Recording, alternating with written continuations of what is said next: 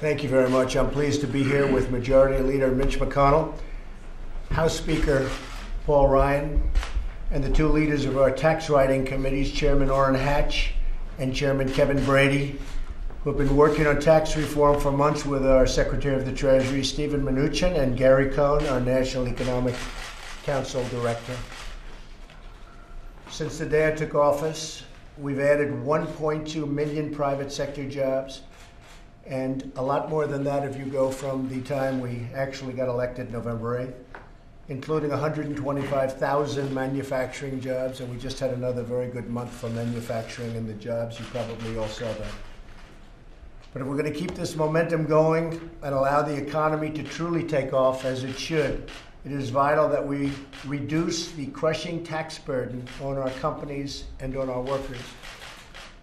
We pay the highest tax of any country in the world on businesses, and we can't keep doing that.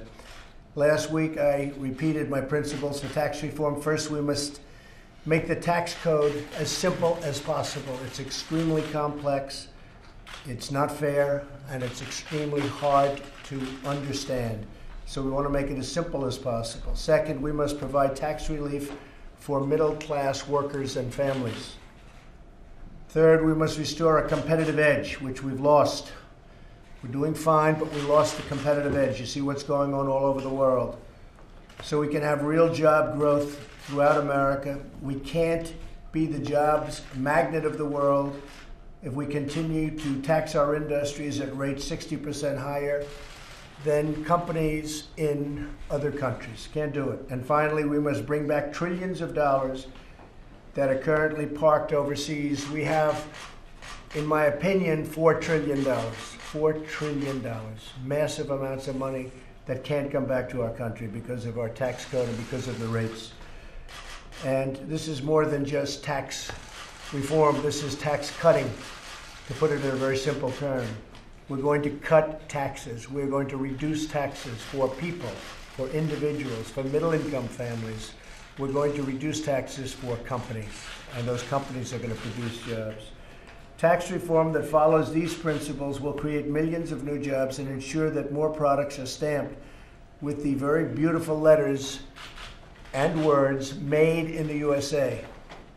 It's time to lower our taxes, bring back our wealth, and make America the jobs magnet that it can become, and pretty quickly. It's really, in other words, an expression, I don't know if too many of you have heard it, it's time to make America great again.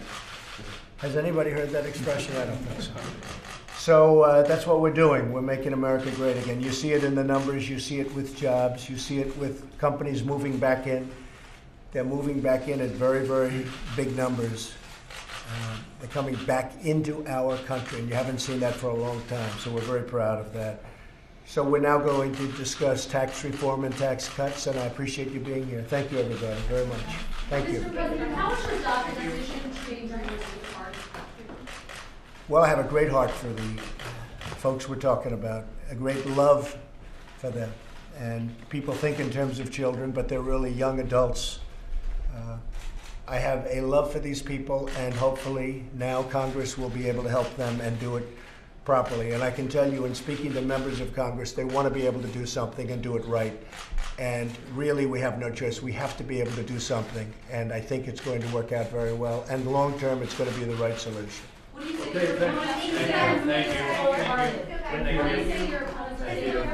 Okay, Thank you very much, everybody.